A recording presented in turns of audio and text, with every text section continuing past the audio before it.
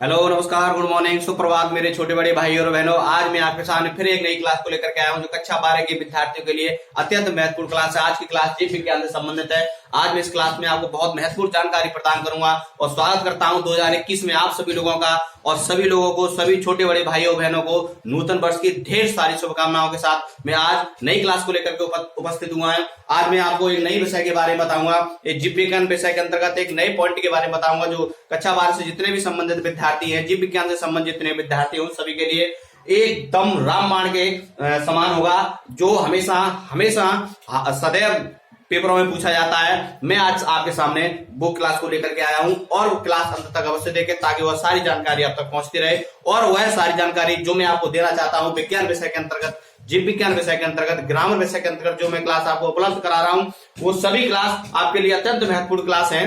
वो सभी देखते रहे। आज की जो क्लास है वो अत्यंत महत्वपूर्ण क्लास है। आज की मैं क्लास में आपको बताऊंगा पक्षियों तथा मधुमक्खियों में लिंग निर्धारण किस प्रकार से होता है। आप प्रत्येक पॉइंट को नोट अवश्य करते चले और समझते चले। मैं आपको यहीं की वो सारी जानकारी प्रदान कर दूंगा।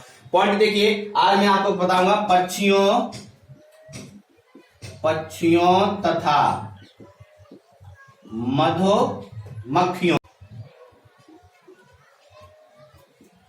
मधुमक्खियों में लिंग निर्धारण।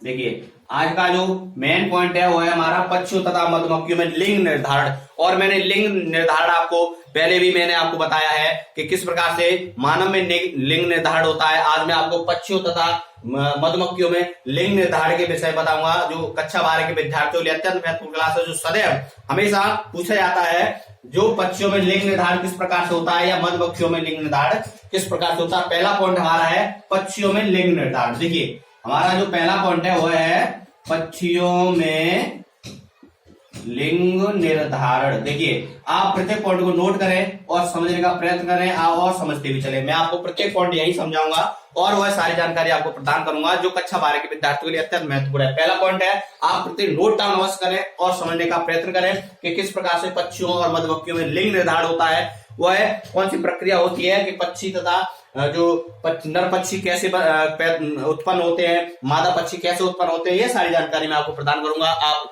नोट अवश्य करें। पहला पॉइंट है हमारा पक्षियों में लिंग निर्धारण। यह किस प्रकार से होता है देखते हैं।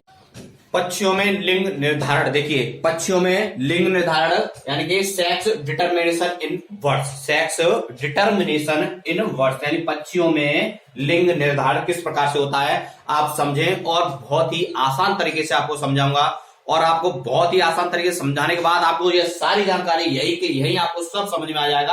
आपको रटने की कोई आवश्यकता नहीं है। सिर्फ वीडियो को अंत तक अवश्य देखें और यदि वीडियो आपको पसंद आए तो लाइक अवश्य करें तथा अपना गांव, अपना शहर, अपने कस्बे का नाम भी लिखें और मुझे बताएं कि किस प्रकार की वीडियो आपको यह पसंद आई और आपने समझा या जो आपको समझ में नहीं आया वो कमेंट बॉक्स में मुझे अवश्य बताएं। आप अपना नाम और गांव का नाम तथा शहर एवं कस्बे का नाम अवश्य लें। देखिए, सेक्स डिटर्मिनेशन इन बर्ड्स यानी किस प्रकार से पक्षियों में लिंग निर्धारण होता है, किस प्रकार से मादा पक्षी जन्म लेते हैं, किस प्रकार से नर पक्षी जन्म लेते हैं। बहुत ही समझाऊंगा, बहुत अच्छी तरीके से समझाऊंगा आपको। यही बहुत अच्छी से समझ में आ। देखिए, नर पक्षी समयुग्मकी होते हैं।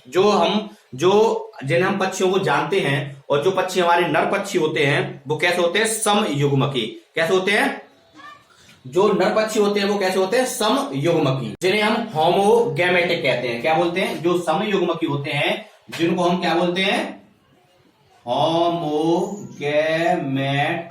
क्या बोलते हैं? होमोगैमेटिक। जो नर पक्षी होते हैं उन्हें हम समयुग्मकी होते हैं और उन्हें हम समयुग्मकी को होमोगैमेटिक बोलते हैं। इनमें लिंग गुणसूत्र जेड होते हैं। कैसे होते हैं? जो हमारी कैपिटल जेड होती है, इनमें जो लिंग गुणसूत्र होते हैं वो जेड होते हैं। आप समझें और समझने का प्रयत्न करें। यानी कि जो नर पक्षी होते हैं वो समयुग्मकी यानी कि होमोगैमेटिक होते हैं। इनमें जो लिंग गुणसूत्र होता है वो जेड होता है। देखिए, इससे पहले मैंने आपको लिंग गुणसूत्र बताए थे यानी कि मानव का जो लिंग गुणसूत्र होता है वो क्या होता है, आप बताएं क्या होता है, एक्स और वाई। क्या होता है? एक्स और वाई। और जो मादा होती है, मादा का क्या होता है, एक्स और एक्स। यानी कि जो लिंग गुणसूत्र होते हैं जो नर में होते हैं वो एक्स वाई होते हैं और मादा में एक्स एक्स होते हैं।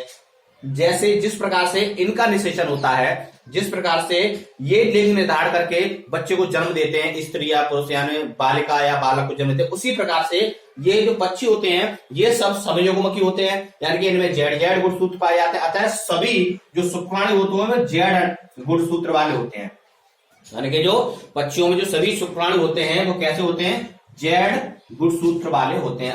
मैं आपको एक यहाँ पर फिगर बना के भी बहुत अच्छी तरह से समझाऊंगा, आप बहुत समझ जाएंगे कि किस प्रकार से नर पक्षी जन्म लेता है और किस प्रकार से मादा पक्षी जन्म लेता है। यानी कि जो समयुग्मकी होते हैं इनमें जेड जेड गुणसूत्र होते हैं और सभी जो गुणसूत्र होते हैं, जो सभी शुक्राणु होते हैं वो जेड गुणसूत्र वाले होते हैं।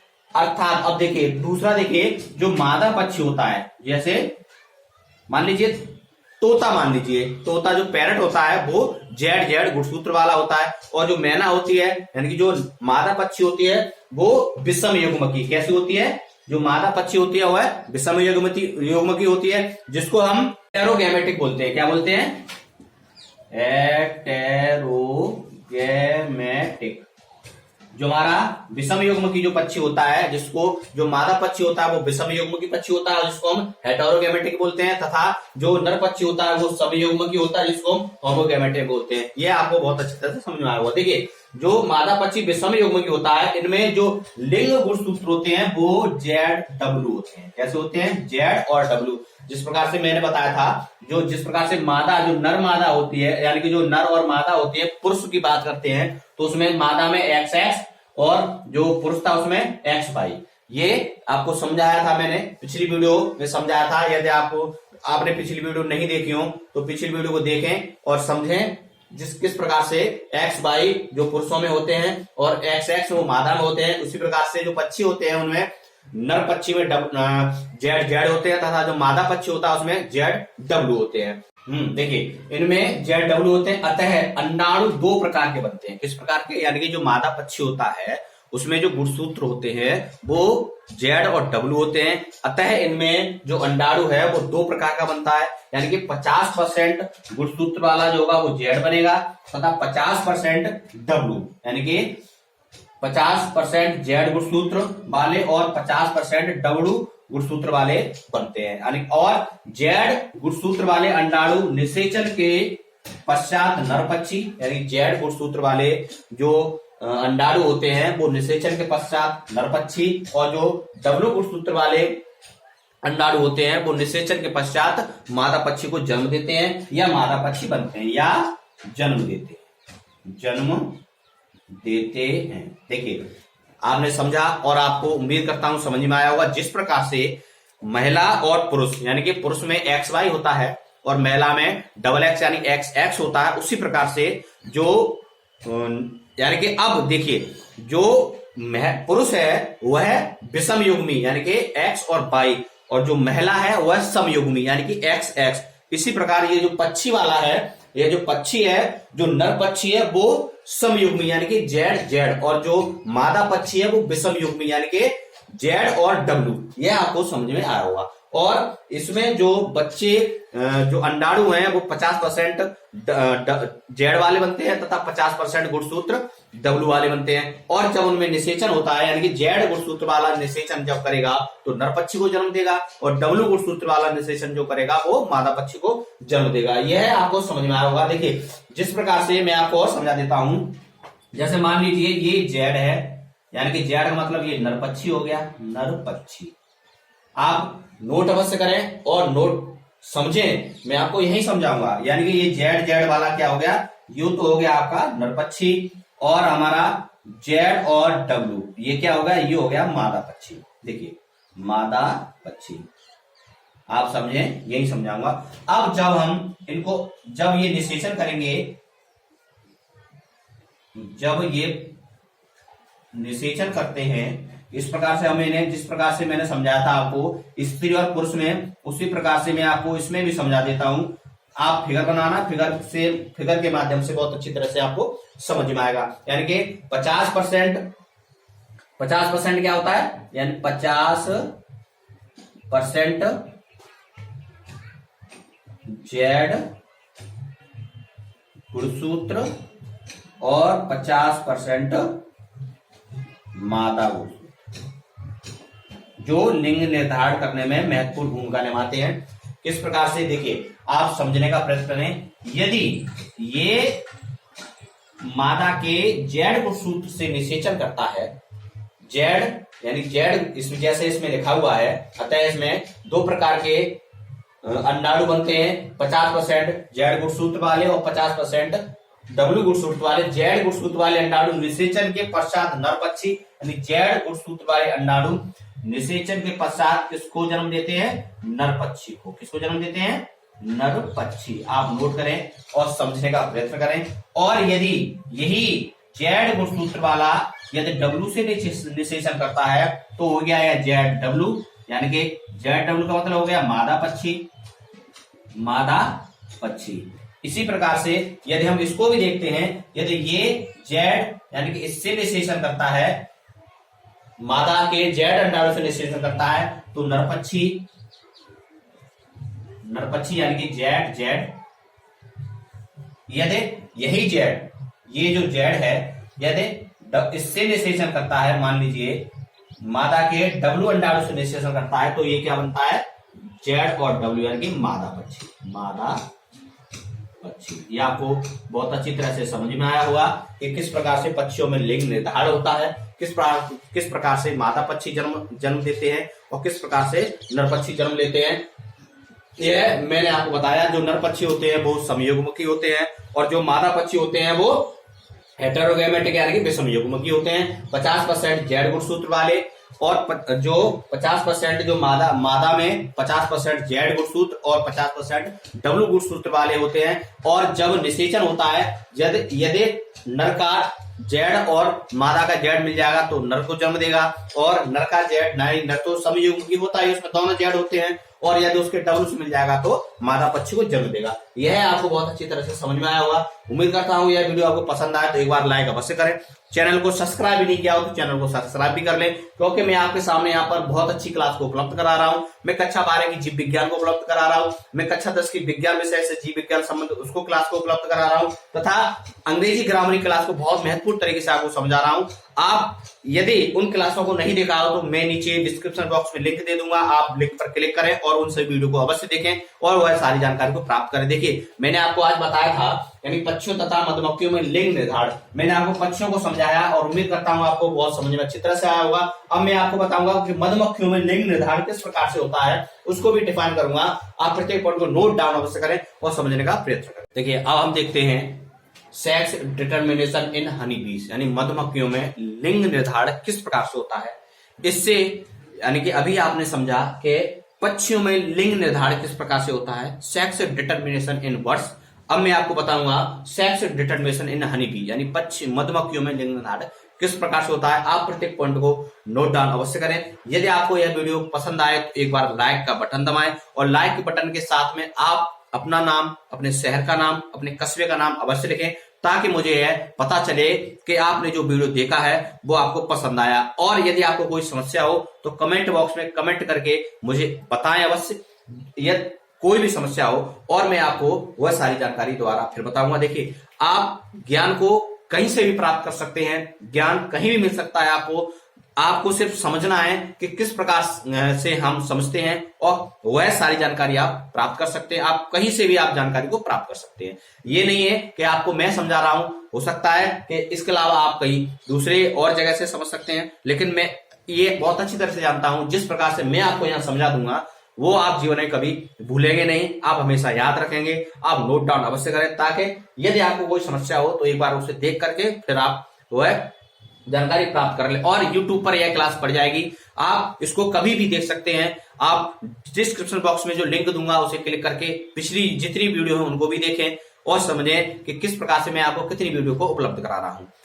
मैं लेकर के चलता हूं, यानी कि यह समझाऊंगा। इससे पहले मैंने पक्षियों के बारे में समझाया, यानी पक्षियों में लिंग निर्धारण किस प्रकार से होता है। अब मैं बताऊंगा कि मधुमक्खियां जो होती हैं उनमें लिंग निर्धारण किस प्रकार से होता है। देखिए मादा मधुमक्खी द्विगुणित, यानी जो मादा मधुमक्खी होती है वो द्विगुणित होती है, उसमें 32 गुणसूत्र होते हैं। कितने होते हैं? 32। जैसा आप यहाँ लिखा देख रहे हैं, आप इसको लिखें। जो मादा मधुमक्खी जो रानी होती है वो द्विगुणित होती है, उसमें 32 गुणसूत्र होते हैं, तथा जो श्रमिक मधुमक्खियां होती हैं वो अगुणित होती हैं, जिनमें 16 गुणसूत्र पाए जाते हैं। आप देखें, यानी कि जो मादा मधुमक्खी द्विगुणित रानी मक्खी होती है उसमें 32 गुणसूत्र रानी होते हैं, और जो श्रमिक मक्खियां होती हैं जो अवृत होती हैं उनमें 16 गुणसूत्र की संख्या पाई जाती है। यानी रानी मक्खी में अंडाणु निर्माण अर्धसूत्री विभाजन द्वारा होता है। जो रानी मक्खी होती है उसमें अंडाणुओं का जो निर्माण होता है वो अर्धसूत्री विभाजन के द्वारा होता है।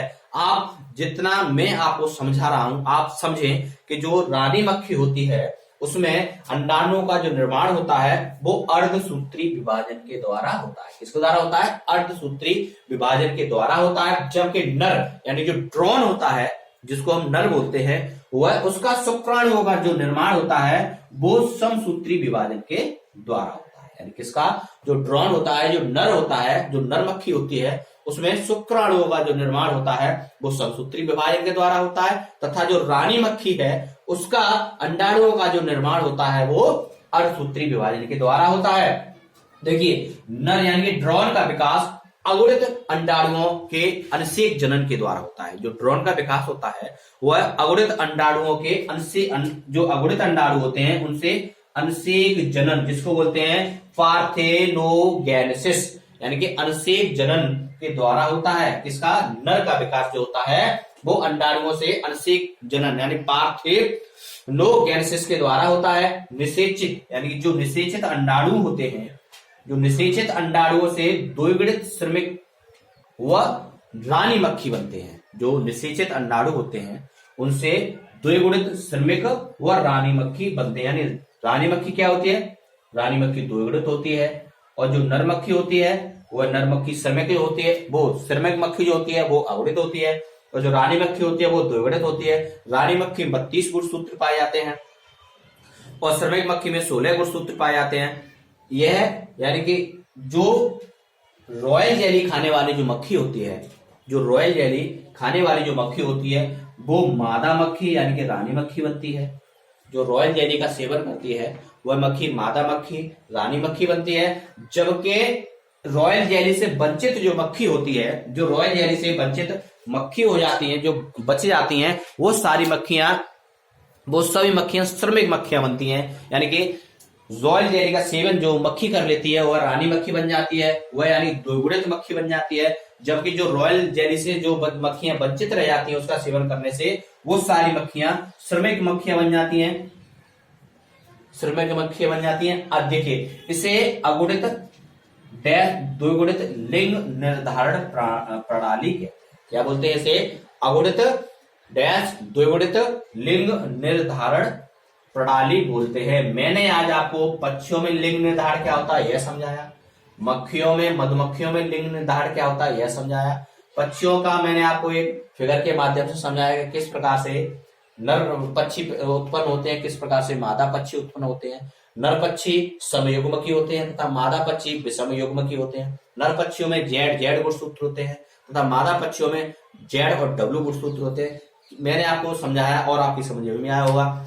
मधुमक्खी में किस प्रकार से जो रानी मधुमक्खी है वो किस प्रकार से बनती है, श्रमिक मधुमक्खी है वो किस प्रकार से बनती है, उसमें कितने रानी मधुमक्खी जो होती है उसमें कितने गुणसूत्र होते हैं, जो श्रमिक मधुमक्खियां होती है उनमें कितने गुणसूत्र होते हैं। मैंने आज आपको समझाया और उम्मीद करता हूं आपको समझ में भी बहुत अच्छी तरह से आया होगा। मैं आपको बहुत सारी क्लास को उपलब्ध करा रहा हूं, बहुत सभी विद्यार्थियों के लिए अत्यंत महत्वपूर्ण क्लास है। और एक बार फिर आप सभी लोगों का इस नूतन वर्ष में यानी सन 2021 में स्वागत करता हूं, और वह सारी जानकारी आपको मैं प्रदान करूंगा जो मेरे पास है, और वह सारी जानकारी आप भी नोट करें और आप अवश्य उस मुकाम तक पहुंचे जिस पर आप पहुंचना चाहते हैं। यदि आपको यह वीडियो पसंद आया तो एक बार लाइक अवश्य करें। चैनल को सब्सक्राइब भी नहीं किया हो तो चैनल को सब्सक्राइब भी कर लें। कमेंट बॉक्स में कमेंट करें, बताएं आपको वीडियो कैसा लगा, और अच्छा लगा मुझे मोटिवेट करें ताकि मैं आपको और अच्छी तरह से और सारे वीडियो को उपलब्ध कराऊं, बहुत सारी जानकारी आपको प्रदान करूं। यही मेरा एक उद्देश्य है। वीडियो को अंत तक देखने के लिए आप सभी लोगों का बहुत बहुत धन्यवाद।